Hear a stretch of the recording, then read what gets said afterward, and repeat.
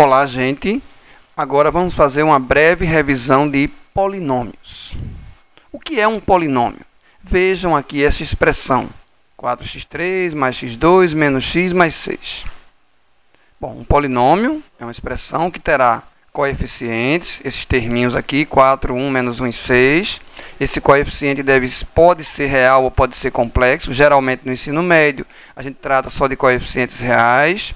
Um polinômio deve ter variável, no caso aqui é um polinômio na variável x.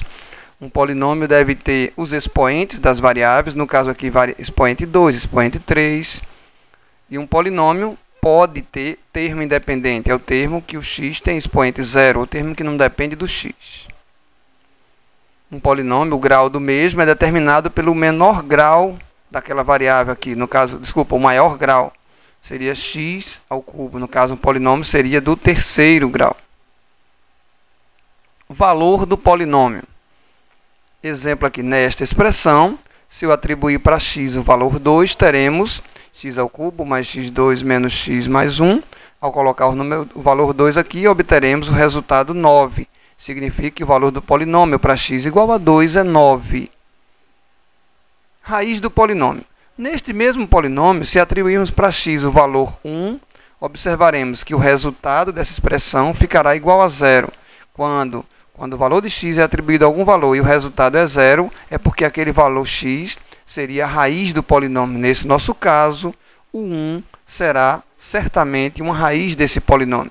Podemos constatar também se 1 é raiz, só vale para o 1 neste caso, se a soma desses coeficientes for 0. 1 mais 1, 2, menos 1, menos 1, menos 2. Neste caso, portanto, 1 é raiz do polinômio. Divisão de polinômio. Vejamos aqui dois métodos, um de caráter mais geral, que chama-se método das chaves.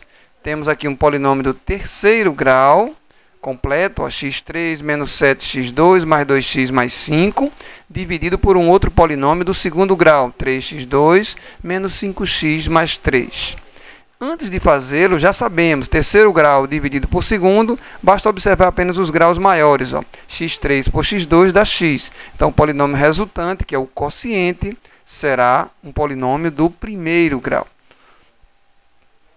Como proceder à divisão?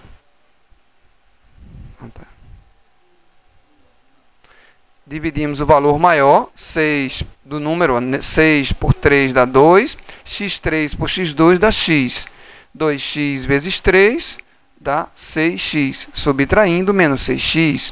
2x vezes menos 5x dá menos 10x2, subtraindo mais 10x2.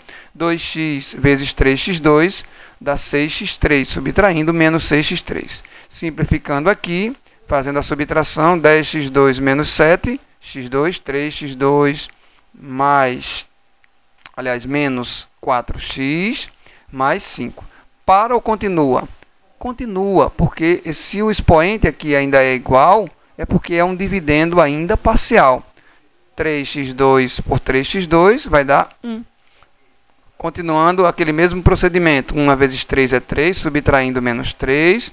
1 vezes menos 5, subtraindo mais 5.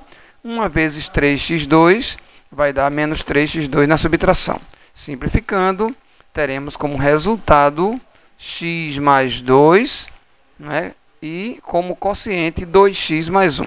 Então, conclusão, dividendo, divisor, quociente 2x mais 1, e o resto é um resto do primeiro grau, que é o máximo, o grau aqui, se aqui é segundo, o resto no máximo seria do primeiro. Então, resto x mais 2, quociente 2x mais 1. Um outro método, que é bem interessante, porém ele tem suas restrições. Ele serve quando eu estou dividindo um polinômio por polinômios do primeiro grau. Nesse caso aqui, um do terceiro grau por um outro do primeiro. Coloco x menos 2, coloco 2 aqui e coloco todos os coeficientes. 1, menos 1, 2, menos 5. Veja que se ele fosse incompleto, no seu lugar eu colocaria 0 aqui no x2, por exemplo. E como proceder? Eu baixo esse coeficiente 1 e procedo à multiplicação. 1 vezes 2 é 2, somado com o próximo termo, menos 1 dá 1. Continuando, 2 vezes 1, 2, somado com 2 dá 4. Ainda continuando, 2 vezes 4, 8, somado com menos 5 dá 3. O que, desta forma, concluímos que era um terceiro grau dividido por primeiro, vai ter um quociente do segundo grau, ó, 1x2 mais 1x mais 4. E temos diretamente o resto aqui igual a 3. Caso esse resto desse zero, significaria o quê? Que esse 2 seria, então, uma raiz deste polinômio do terceiro grau. Teorema do resto se baseia naquela expressão dividendo, divisor, quociente, resto. Se o P de x fosse o dividendo, né? X menos A fosse o divisor, Q de x é o quociente, aqui o resto. Expressando assim, a gente quer o resto. Se eu quero o resto, eu posso aplicar o P de A aqui. Por quê? Para tornar essa parte aqui igual a zero. A menos A dá zero, então P de A daria diretamente o resto. P de A é o resto. Então, desta forma, eu não tenho que efetuar a divisão da forma tradicional, pelo método das chaves, por exemplo. Eu, sem ter que executar a divisão, eu faço direto já quem é o resto. No caso aqui, o resto seria P de A. Teorema de D'Alembert. Seja uma constante qualquer, um polinômio P de x é divisível por x menos A, somente se A é a raiz deste polinômio, seja A uma constante qualquer. Exemplo, um polinômio do terceiro grau aqui completinho. Será que ele é divisível por x menos 1? Ou eu procederia o método do algoritmo de Brillo-Ruffini e constataria se o resto é zero, ou aplicando diretamente aqui o P de 1, ó, pelo teorema do resto. P de 1, que dá igual a zero. Então, se P de 1 é o resto e o resto for zero, né, é porque 1 será uma raiz. Então, D'Alembert é como se fosse uma consequência do próprio teorema do resto. Teorema fundamental da álgebra. Toda equação polinomial de grau n maior ou igual a 1 admitirá pelo menos uma raiz complexa. O mais importante são as suas consequências desse teorema. Veja, teorema da decomposição.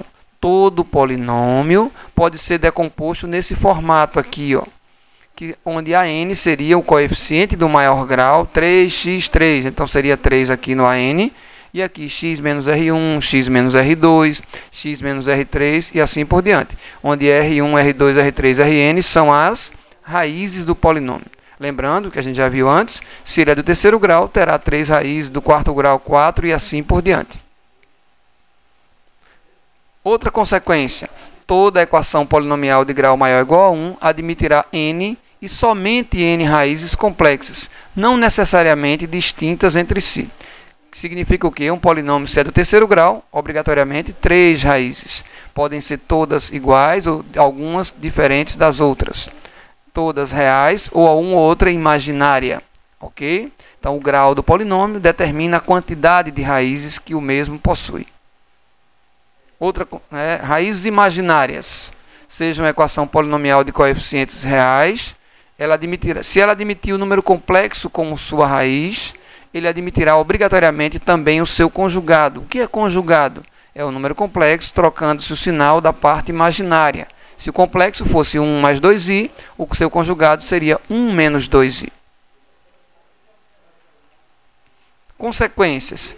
Seja o número imaginário z, né? Se o número imaginário z é raiz de multiplicidade k de uma equação polinomial de coeficientes reais, então o seu conjugado também terá multiplicidade k desta mesma equação. Multiplicidade quer dizer quantas vezes uma raiz é raiz daquele polinômio, né? Seria se a raiz é dupla, se é tripla, tá certo? E assim por diante. Então, por exemplo, se 1 mais i for uma raiz dupla de um polinômio de coeficientes reais, o seu conjugado 1 menos i também será raiz dupla desse mesmo polinômio. Um exemplo aqui, x2 mais 1 igual a 0. Extraindo as raízes, teríamos x igual a mais ou menos 1. Vejam que o mais i e o seu conjugado menos i. Outra consequência disto aí é o seguinte, né, que o número de raízes imaginárias de uma equação polinomial de coeficientes reais será necessariamente par. Por quê? Se um complexo for raiz, o seu conjugado também o será. Exemplo, 3 mais i é raiz, 3 menos i também o será. Outra consequência, se uma equação polinomial de coeficientes reais tem grau ímpar, obrigatoriamente essa equação admitirá pelo menos uma raiz real. Vejamos, uma equação do terceiro grau de coeficientes reais, então se uma raiz complexa for a sua imaginária também vai ser, né? Seu conjugado também vai ser 1 mais i é raiz, 1 menos i também será. E já temos duas, como é do grau ímpar, a terceira raiz obrigatoriamente será uma raiz real. Isso vale para terceiro, quinto, qualquer grau ímpar que venha a ter o meu polinômio. Relações de Girard são relações que ajudam a determinar a raiz. A gente já fazia muito isso no segundo grau, né? Seja um polinômio aqui, ó. Se ele é do segundo grau, ele tem duas raízes, então a soma das raízes menos b sobre a, produto das raízes c sobre a. É uma forma de ajudar a determinar as raízes. Polinômio, se ele fosse do terceiro grau, exemplo este aqui, então eu teria 3 raízes. A soma das 3 menos b sobre a.